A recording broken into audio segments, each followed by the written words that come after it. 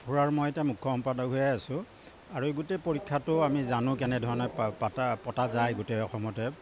এইবাৰ প্ৰায় 35,000 মান ল'ৰা ছোৱালীয়ে তাত বহিছিলে আৰু তাৰে পৰা বোধহয় প্ৰায় 1700ৰ ওপৰ ল'ৰা ছোৱালীক এইবাৰ বৃত্তি দিয়া হৈছে।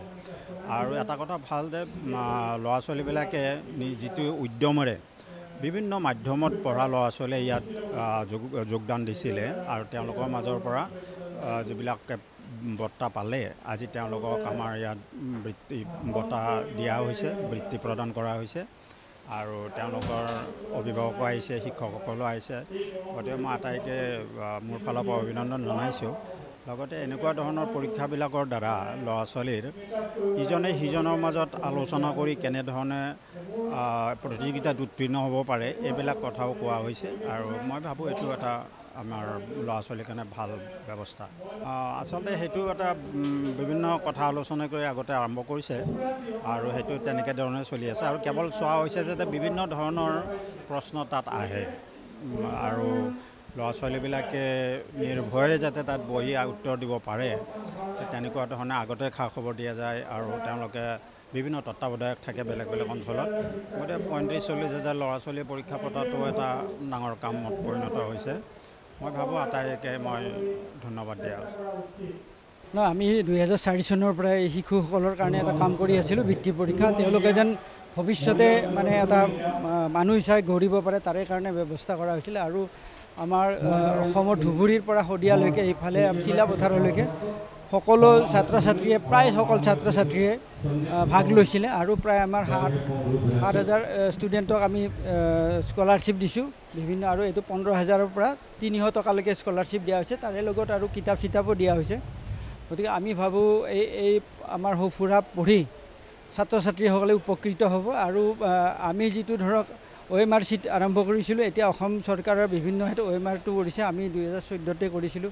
তেনেকুৱা বাৰেৰহণীয়া অসমৰ কথা আমি সঁফুৰাত আগতে উল্লেখ কৰিছোঁ, এতিয়া অসম চৰকাৰে কিতাপত দিছে।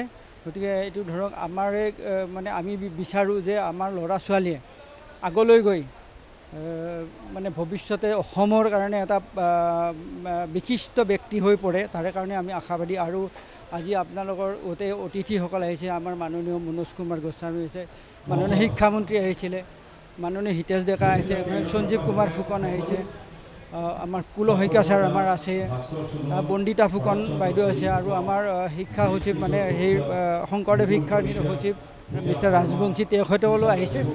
আহি ছাত্ৰ ছাত্ৰীক এই দিছে আৰু অসমৰ প্ৰায় পৰীক্ষা কেন্দ্ৰৰে তত্ত্বাৱধায়কসকল আহিছে, তেওঁলোককো আমি এটা সম্বৰ্ধনা জনাইছোঁ আৰু আপোনালোকৰ আশা কৰোঁ আপোনালোকে এই শিশুসকলৰ কাৰণে প্ৰচাৰ কৰি অসমৰ শিশুসকলক উৎসাহ দিয়ে যেন তাৰ কাৰণে আশা কৰিছোঁ।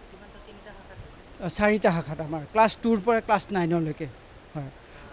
আৰু প্ৰত্যেক আমি মানে কি হৈছে, প্ৰত্যেক কালি এটা পৰীক্ষা হৈছিলে, প্ৰত্যেক কেন্দ্ৰৰ পৰা আমি প্ৰত্যেক হেৰিৰ পৰা পৰীক্ষা হেৰিৰ পৰা আমি পাঁচজনকৈ আনিছিলোঁ। আনি যোৱাকালি আমাৰ পৰীক্ষা হৈছে। তেওঁলোকৰ সেই বেচিছত আগৰ পৰীক্ষা আৰু এইটো পৰীক্ষা মিলাই তেওঁলোকক 1st, 2nd, 3rd এনেকুৱা 5thলৈকে দিয়া হৈছে।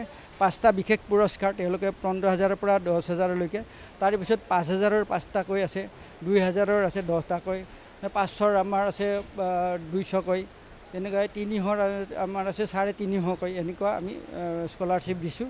লগতে চাৰ্টিফিকেট আৰু মেডেল দিছোঁ। গতিকে আশা ৰাখিছোঁ ছাত্ৰ ছাত্ৰীসকলেও ভৱিষ্যতে আৰু সঁফুৰাক আঁকোৱালি ল'ব। আৰু বহুত দেখিছোঁ সঁফুৰাখন পঢ়া মানে ল'ৰা ছোৱালী কম আছে। গতিকে অভিভাৱকে এতিয়া মই দেখিছোঁ ল'ৰা ছোৱালীক মানে মই কালিৰ পৰা মই গম পালোঁ যে বহুত স্কুলত বা বহুত ঘৰত পেপাৰেই নলয়।